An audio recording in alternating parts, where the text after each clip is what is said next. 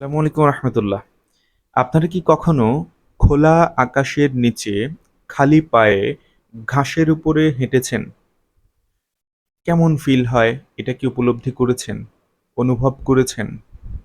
যদি না করে থাকেন, অবশ্যই আগামীকাল সকালে, ভোর সকালে ফজরের নামাজের পরেই হাঁটা শুরু করবেন খোলা আকাশের নিচে, একদম নির্মল বায়ুর মধ্যে, ঘাসের উপরে খালি পায়ে হেঁটে দেখেন না প্রকৃতিতে আল্লাহ তাআলা কি দিয়ে রেখেছেন, কি এক চরম প্রশান্তি আপনারা পাবেন।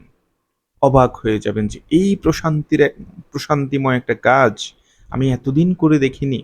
ওই যে একটা কথা আছে না, একটা দুটো লাইন আছে, দেখা হয় নাই চক্ষু মেলিয়া, ঘর হতে শুধু দুই পা ফেলিয়া, একটি ধানের শীষের উপর একটি শিশির বিন্দু।